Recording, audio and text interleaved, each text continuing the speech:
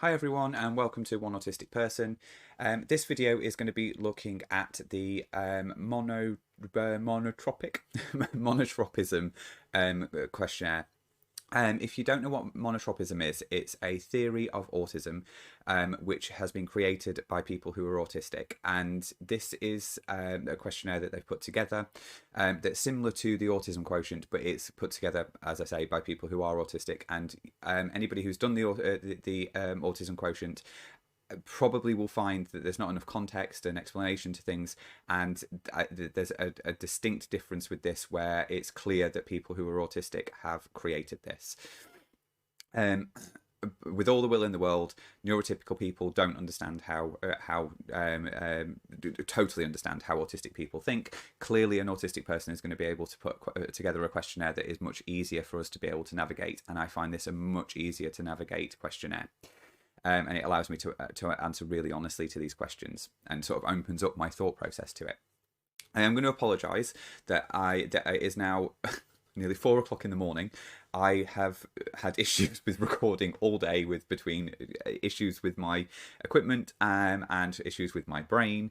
And I recorded the whole of this video and did the test, and then realised that my microphone was off the whole time. I considered doing a voiceover for it, but it would have been terrible. So I'm going to do the test all over again. I'm hoping I can do it in quicker time because it was 42 minutes last time. I'm hoping we can get it under that. So I put it at the bottom because last time I did these, it was taking up the whole screen and it just seemed a bit overkill. How to take this test. When reading the questions, imagine situations that are stressful, uncomfortable, or when you are excited. Often when we are at home and relaxed and calm, it is hard for us to tell how we feel. If the question is confusing, look underneath it for the explanation of the question. So that in itself, straight away, you can see there that they've explained it to a point of where we as autistic people are being told, don't think about how you are now, but how you are in a stressful situation. And I think that's really helpful as a starting point for it. So let's go into it. 1.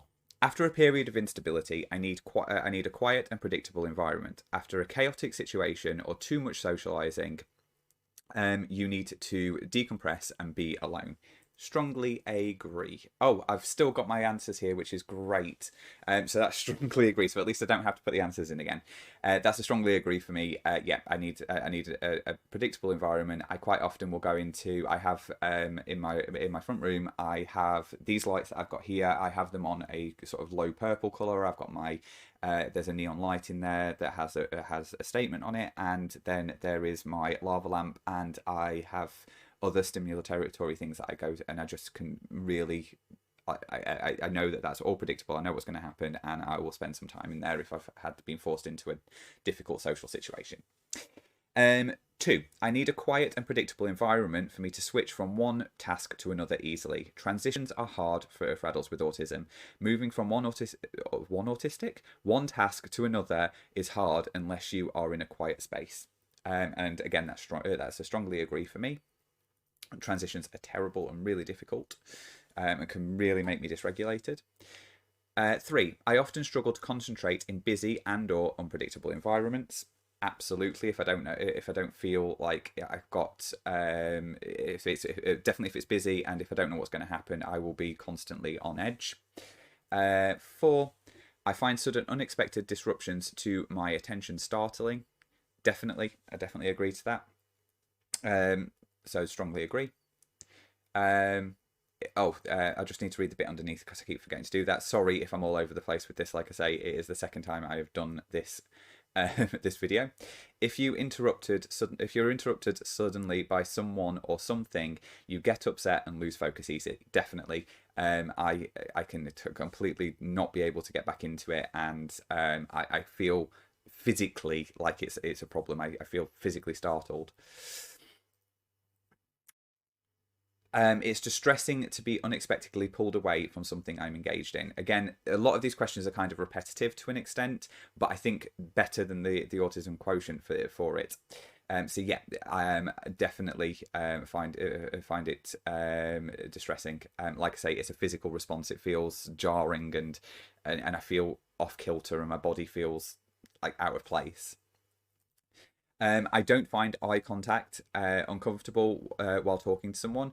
You do not have a problem with eye contact. Now, I do have a problem with eye contact and I do find it uncomfortable, but I put disagree to this because I can sort of push myself through it, and I'm only going to put strongly disagree or strongly agree if I really can't do it. And this, I can force myself to do it. I can find ways of doing it. It is extremely uncomfortable though, but I'm just going to put disagree to it. 7, I often notice details that others do not. I see changes in people's appearances or in your work living space easily and quickly. Yeah, I notice if something's moved, if something's changed. I can tell, even if I don't know what it is. I know that something has changed, and it can really put me off my game, and I can get really stressed by it. Involvement in an activity of interest often reduces my anxiety level. You're most calm when engaged in an activity that you really love. When stressed, you like to do a favorite activity. Many people do this, but autistic people go back to the same activity over and over to reduce anxiety. Absolutely. Strongly agree. I will play The Sims and I'll go and build something in The Sims because I feel a massive sense of achievement from it whenever I do that, and it's I can go, right, I'm going to build a house, and I can spend time doing it, and it makes the anxiety go away. So definitely. But also I go back to the same TV programs. I mentioned Doctor Who quite a lot, and I watch Doctor Who pretty much on a loop all the time, and it's really soothing for me. And there's various other TV shows and stuff that I'm doing. I'm currently doing it with American Horror Story. 9, I find social interactions more comfortable if communicating about a topic that interests me. You prefer to talk about topics topics you're interested in and feel more comfortable when doing this. Absolutely. I really struggle to talk about things that I'm not interested in. I find it jarring, and like I'm really forcing a conversation if I'm not interested in things. Whereas if it's about, and it's something I'm interested in, you can't stop me. Number 10, I am often totally focused on activities I am passionate about to the point I am unaware of other events. You get obsessed with things and hyperfocus on them, and lose touch with anything else that's going on around you. Yeah, absolutely. I become tunnel visioned and completely unaware of anything that's going on around me, and that kind of adds into the startling when I am when somebody sort of comes into that, or something comes into that the realms of what I'm doing. So yeah, I can completely be unaware of time and completely unaware of everything that's going on around me. An apocalypse could happen around me and I wouldn't know. 11, I can get quite good at something even if I'm not especially interested in it. You did well at school even in subjects that were boring. That's a strong disagree for me. If I don't find it interesting, I find it really difficult, and at times absolutely impossible to do. And if we go down the school element of things, in the whole from season 8, from year 8 at secondary school, I didn't go to a single PE lesson because I really had no interest in it. Shouldn't really admit to that, but that was and it was bad. Naughty. It was very naughty. 12, I often lose sense of time when engaging in an activity that I'm passionate about. We've already covered that. Strongly agree. I can totally be unaware. I can play The Sims for 24 hours and not realise that it's been 24 hours and think I've only been on it a few. 13, I sometimes avoid talking because I cannot reliably predict how others will react, especially with strangers. With that one, it's not even just with strangers. Sometimes with my housemate or with my mum. Not so much with friends, because my best friend is neurodivergent. Most of my friends are neurodivergent, and we can tend to. I don't find that those situations as unpredictable, but I can even find it with people that aren't strangers, but definitely when it comes to people who are strangers. 14, I tend to do activities because I find them interesting instead of due to social expectations. You engage in activities you like, even if others find it weird. Exactly. I'll do exactly as I'll do if I find it interesting, I'll do it. I'm not going to be constrained to this is a child's thing to do. If I want to dress up, I'll dress up. If I want to play The Sims, I'll play The Sims. If I want to watch a kids' TV program, I'll watch a kids' TV program. I don't abide to social expectations when it comes to what activities I like to engage in, because they are there. It's for my enjoyment, not for theirs. 15. I don't find social situations chaotic. The question is asking if you like social situations that are not just your friends. So this one, again, is a strongly disagree. I find them utterly chaotic. And again, sometimes even with my friends, I find it chaotic. So it's not necessarily that it's not with a friend. So it's definitely a disagree to that one. And I think chaotic is the most beautiful word you can use for it. It does explain it. And I think it's great that that it's used within this. 16. I don't mind if someone interrupts me when I'm in the middle of an activity. You don't mind being interrupted when focused on an activity. You can be flexible and switch between tasks easily. No, absolutely not. It takes me ages to be able to switch between tasks. And if I've got to the end of the task, I struggle to switch between them. If I'm interrupted in the middle of it, absolutely not, under no circumstances. 17. When I'm working on something, I'm open to helpful suggestions. You are open to collaborative work on a team and partnership, and enjoy working together closely at least 80% of the time. You are okay with others help and welcome it. Generally, adults with autism prefer working alone and not collaboratively. So I strongly disagree with this. If you've watched my video that's coming out at the same time as this one, which is around looking at the bigger picture, I've kind of covered this, and absolutely not. I really struggle working collaboratively. I love sort of involving other people after I've done things and getting them involved in the process of it, and I understand the necessity for doing that. But from an actual working collaboratively with people, I feel like I'm never getting anywhere, and it becomes very frustrating. So certainly, definitely not at least 80% of the time, maybe 10% of the time. 18. I often find it difficult to switch topics after engaging in an activity for a long time. You get focused on something you enjoy. You find it difficult to switch to something else. Absolutely. I often will do similar things to what I've already done as well. So if I'm watching something on TV, for instance, I will often watch a TV program. Like, for instance, like I say, at the moment I'm watching American Horror Story. What I'll do is I'll watch the series of American Horror Story, then I'll go on YouTube and watch a breakdown of American Horror Story, and then I might watch a fan theory thing to do with American Horror Story, and then I can come out of it. So it's like I need that progression to get out of an activity that I'm doing. So yeah, I need a what's the right word to use for it, like a crash mat to come out of it. 19. I often engage in activities I am passionate about to escape from anxiety. Well, we've already covered this one. You have a series of activities that you do to calm you down, that you know will calm you down, and you do these when you're stressed. Yeah. So playing The Sims, like I say, go and build something on The Sims, or create a sim, or do something to do with The Sims generally, or I'll read something that I like, or I'll watch a film that I like. But they're very specific things. It's not where people might go in and say, "Oh, I'll go and watch TV to calm down." I'll say, "I'm going to go specifically watch Doctor Who, or I'm going to specifically watch certain episodes of Doctor Who," or even there's a monologue that I love in Doctor Who, and I will sit and listen to that, or I'll repetitively listen to the same song over and over and over and over and over and over again. So yeah, definitely that. Routines provide an important source of stability and safety. Your routine keeps you calm and grounded. So I've always said this is agree for me. I've always said that routines for me are quite loose. They're important to me, and my morning routine is extremely important to me. So the reason why I'm not saying strongly agree is because of the fact that although not yet diagnosed, I know that I also have ADHD. And I think that means that I can be spontaneous a little bit, and I struggle to keep up with routines. But the next question is, it kind of plays more into it, and sort of will give more depth into this. So 21, I manage uncertainty by creating routines.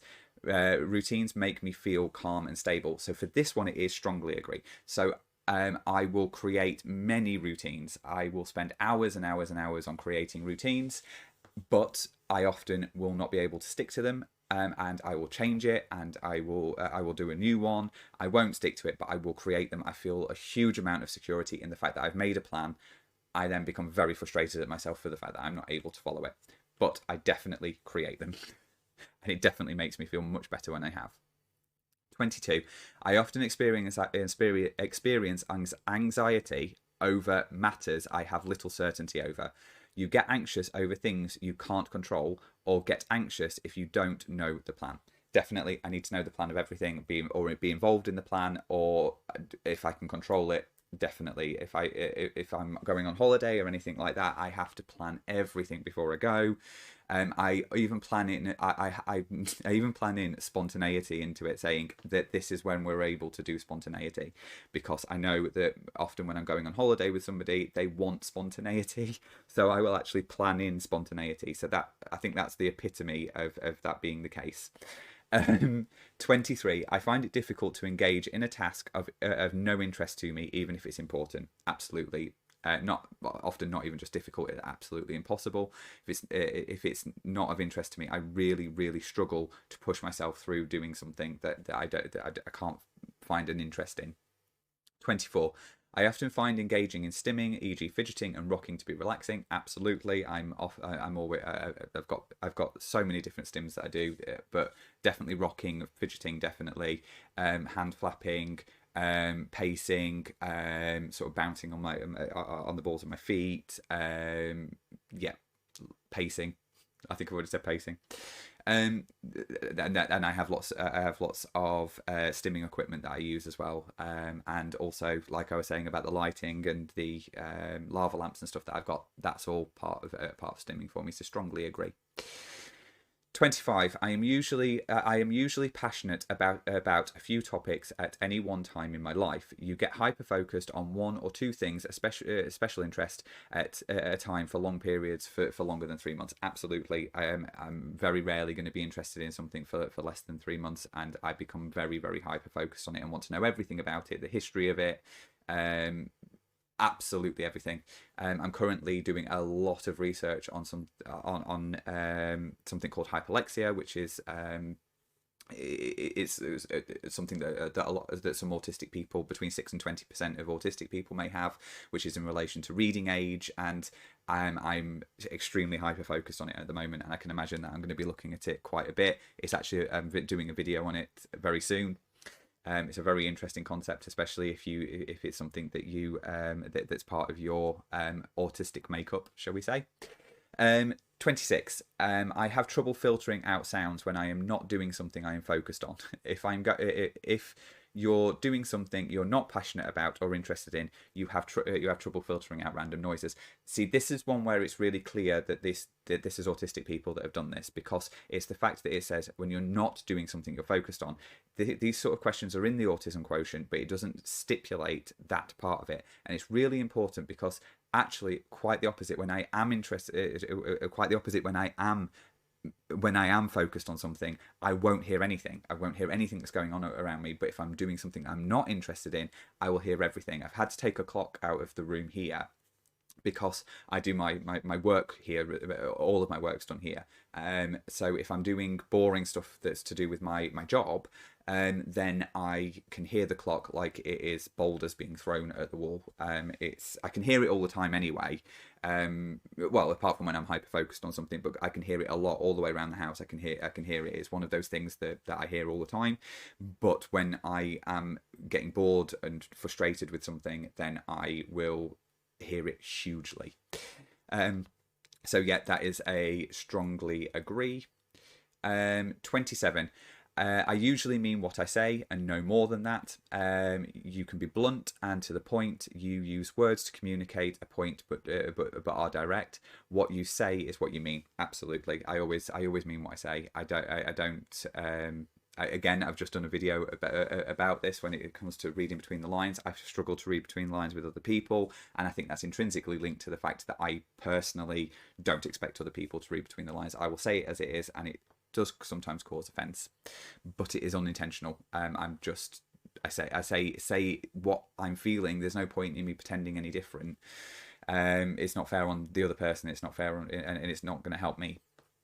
28. I often engage in lengthy discussions on topics I find interesting, even though my conversational partners do not. You have the tendency to monologue on topics you are interested in, and others have told you that you have gone too far, or they look bored. Absolutely. I wouldn't have necessarily picked up that somebody's looking bored. Might do, but very rare that I do. But definitely, I've been told on many, many occasions, "Can you shut up? You've been going on for ages."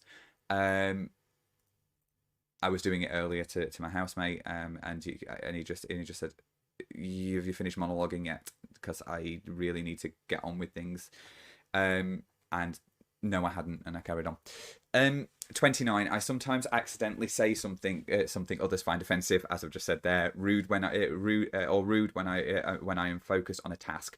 Again, really helpful there that they've said when focused on a task, because I think it happens way more when I'm focused on something. People say you are rude at times, even though you don't think you are being rude, or you get the vibe that what you said has been taken poorly by the other person. Absolutely, and I feel like that happens quite a bit. And I think I've said in other videos before that I asked people when I was going through my diagnosis process whether that was the case, and a lot of people who had never said it to me said yes, that can come off in that way, and it does happen a lot, especially when I'm focused on a task and somebody speaks to me. I'm kind of like, what? And I haven't meant it, and I'm not aware of the fact that I've done it, and it's when the person says to me, "Oh, that was rude." Was it? I didn't realise. Kind of then think back and think maybe, yeah, okay, I kind of get that it might have been, but it wasn't intentional. 30. I can sometimes be very distressed by a topic that others think is trivial. You get bothered by things that other people are not interested in. This topic could be something that you think is not fair or unjust that others don't seem to be bothered by.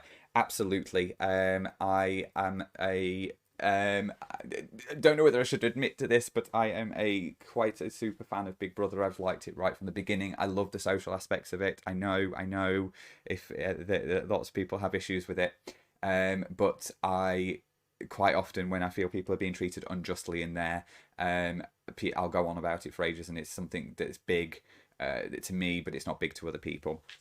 Absolutely, I've loved this current series. There's been a lot of discussion around neurodivergence, which has been frustrating and lovely at the same time.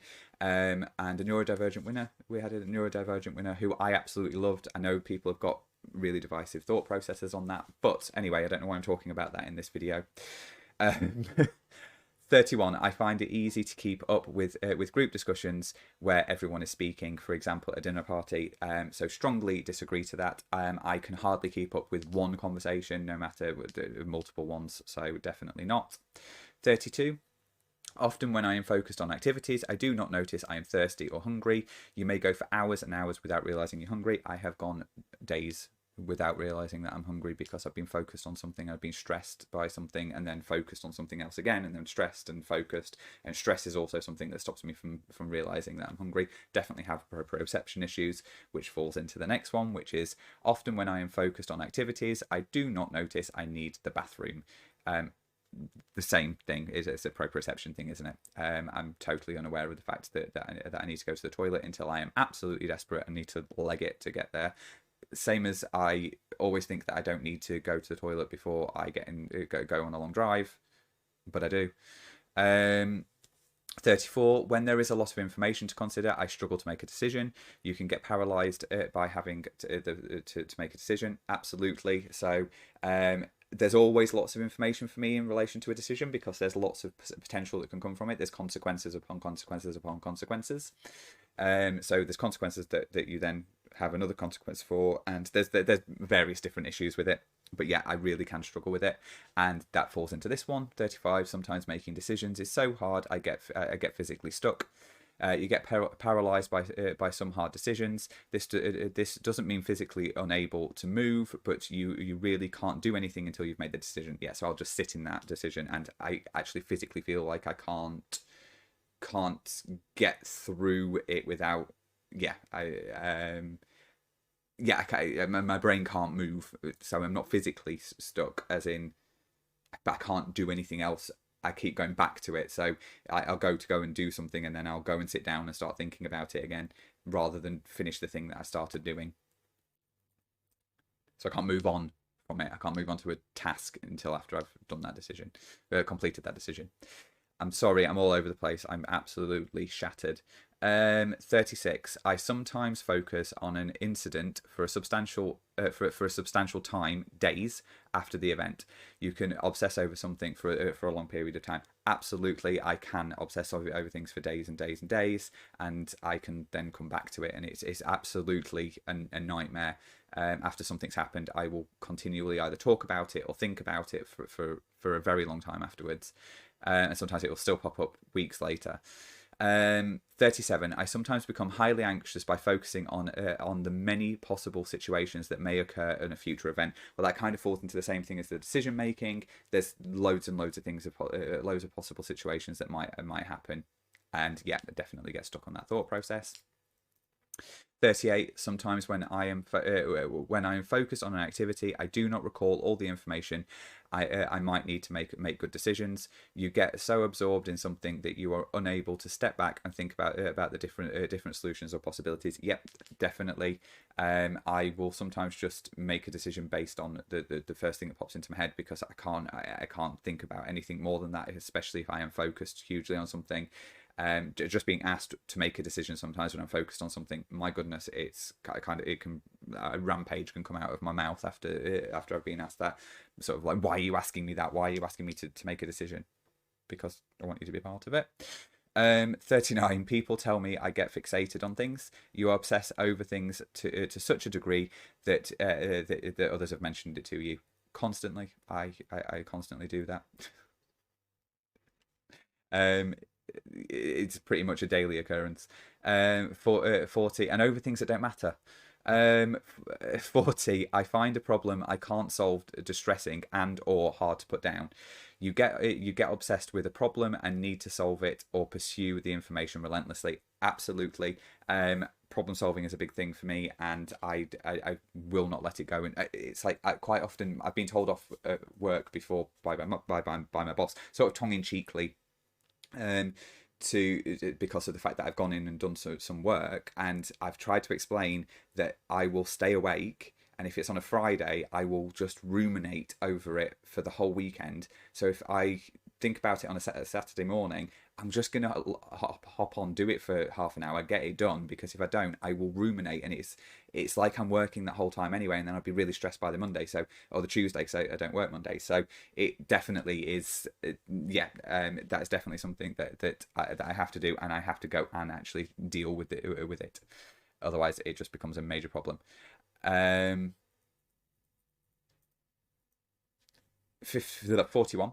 I tend to feel quite self-conscious unless I'm deeply absorbed in a task. Another one here where it's clear that this is written by autistic people, that I tend to feel quite self-conscious unless I'm deeply absorbed in a task.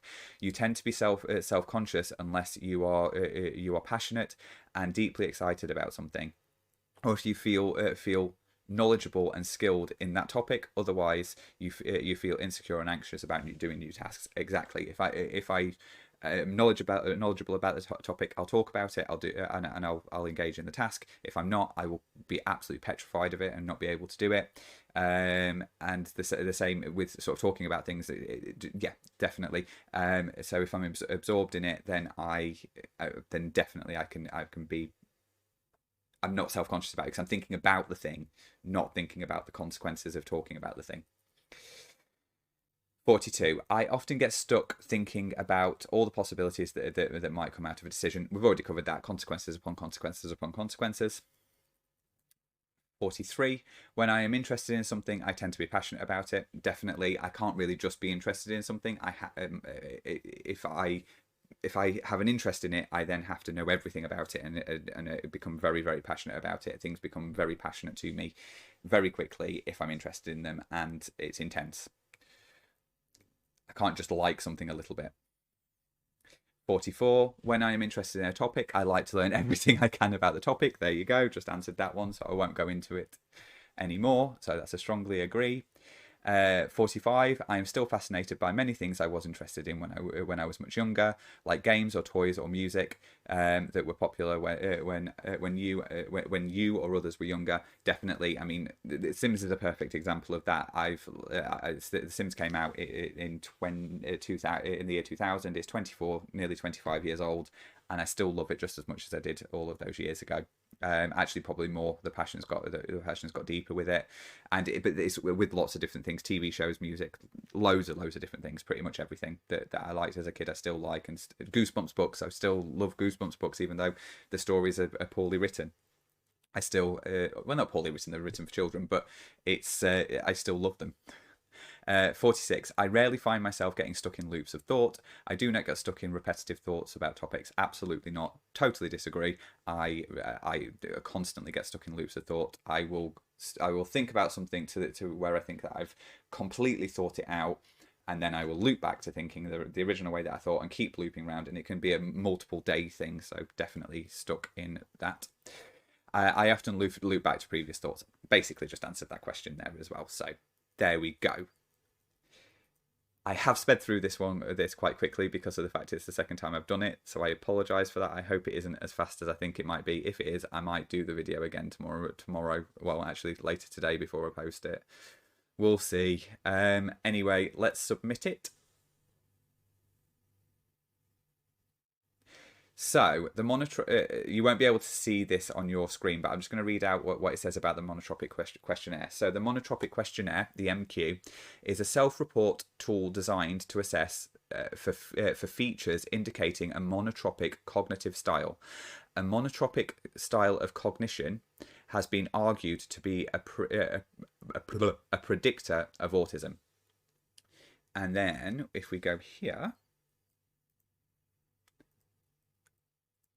my rating, my rating scale score, subscore was 233, and if we go down a little bit, and up a little bit, down a little bit, and up a little bit, the average score of others with previous diagnosis of autism is 188. If you score above 178, this indicates your scores are similar to others with autism. So I am still autistic according to the Monotropism Questionnaire. So there we go. It is slightly shorter so far with this, so I'll try and wrap it up quickly. Like I say, this has been a very long video because it's now been nearly 2 hours worth of doing this video with having to re-record it again. I'm hoping it's okay to upload, and I've not sped through it so fast that it's terrible.